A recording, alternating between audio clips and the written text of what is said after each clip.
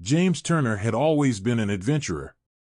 A seasoned mountaineer and an avid skier, he had conquered some of the most challenging peaks around the world.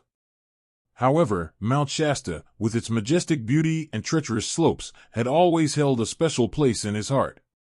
On a crisp winter morning, he set out on a solo expedition to ski down its pristine slopes, unaware that this adventure would lead him to a discovery beyond his wildest dreams. The sky was a clear, brilliant blue as James began his descent. The snow was perfect, untouched and powdery, offering the kind of skiing experience that he lived for. As he navigated the steep terrain, carving smooth arcs through the snow, a sudden shift beneath his feet sent him tumbling. Before he could react, the ground gave way, and he was swallowed by a hidden crevasse, plummeting into darkness. The fall seemed endless, his body spinning and crashing against ice and rock. When he finally came to a stop, everything went black. James awoke to a throbbing pain in his head and an eerie silence. The air was cold and damp, and the faint smell of earth filled his nostrils.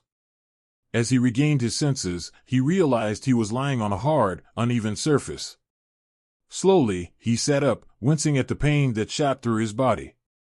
His headlamp, miraculously still attached to his helmet, cast a dim light around him. He was in a cavern, the walls of which glittered with ice and strange, luminescent minerals. The crevasse had led him to an underground passageway, unlike anything he had ever seen. His initial panic subsided, replaced by a mixture of curiosity and determination. James checked his gear, thankful that most of it had survived the fall. He had a limited supply of food and water, but his mountaineering experience had taught him how to ration and survive in harsh conditions. His first priority was to find a way out, but as he explored the passageway, he couldn't shake the feeling that he had stumbled upon something extraordinary. The cavern stretched on for what seemed like miles, its narrow passageways and expansive chambers forming a labyrinthine network. James followed the main tunnel, hoping it would lead him back to the surface. The further he ventured, the more he noticed the unusual characteristics of the cave.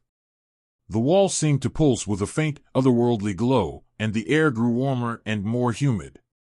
Hours turned into days as he navigated the underground maze. His food and water supplies dwindled, but the caverns provided an unexpected resource, small streams of crystal-clear water and strange, edible fungi that grew in the moist environment. These kept him sustained as he pressed on, driven by a mix of desperation and intrigue. One day, after what felt like an eternity of wandering, James stumbled upon a large chamber unlike any he had seen before. The ceiling arched high above, covered in what appeared to be bioluminescent moss, casting a soft, greenish light over the entire area. In the center of the chamber stood a massive, intricately carved stone archway, partially obscured by vines and vegetation. Curiosity piqued, James approached the archway. It was adorned with symbols and inscriptions in a language he couldn't recognize. As he examined the carvings, he noticed a faint hum emanating from the archway, a vibration that resonated deep within his chest. Without fully understanding why, he felt compelled to step through the archway. As he did, a blinding light engulfed him, and he felt a sensation of weightlessness, as if he were being pulled through time and space. When the light faded, James found himself standing in a vast, open landscape bathed in a warm, golden light. The sky above was a deep azure, dotted with clouds that glowed with an inner luminescence. He was no longer in the cold, dark cavern but in a lush, verdant valley surrounded by towering mountains and dense forests.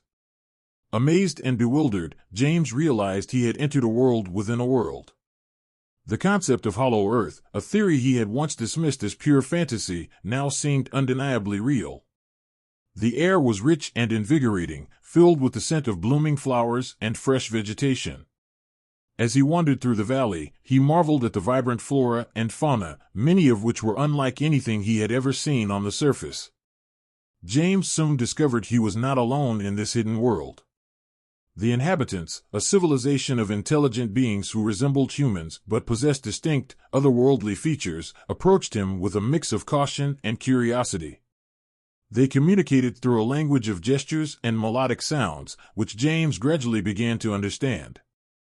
These beings, who called themselves the Elantra, had lived in the hollow earth for millennia, developing a society that was advanced in many ways yet deeply connected to nature. They welcomed James into their community, providing him with food, shelter, and companionship. Through their guidance, he learned about their culture, their history, and the secrets of the hollow earth. As much as James grew to love this hidden paradise, he knew he couldn't stay forever. The Elantra, understanding his longing to return to his world, offered to help him find a way back. They led him to another ancient portal, similar to the one he had first encountered, and performed a ritual to activate it. With a mixture of gratitude and sorrow, James bid farewell to his new friends and stepped through the portal. Once again, he was enveloped in a blinding light and felt the sensation of being transported through time and space.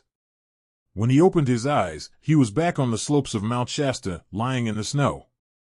The sun was setting, casting a golden glow over the mountain. It felt as if no time had passed, but James knew he had been gone for weeks. James made his way back to civilization, where he was greeted with astonishment and relief by those who had been searching for him. He recounted his incredible journey, but many were skeptical, dismissing his story as the delusions of a man who had survived a traumatic ordeal. Undeterred, James began documenting his experience, determined to share the truth about the hollow earth. He wrote extensively, creating detailed maps and illustrations of the underground world and its inhabitants.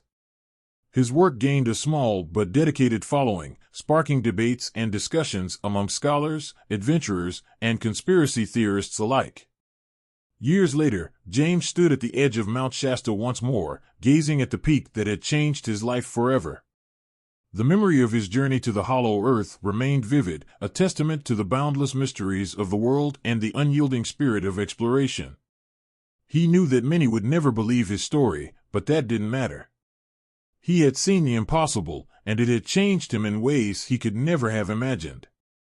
As he turned to leave, a faint, familiar hum resonated through the air, and he smiled, knowing that the secrets of the hollow earth would always be with him.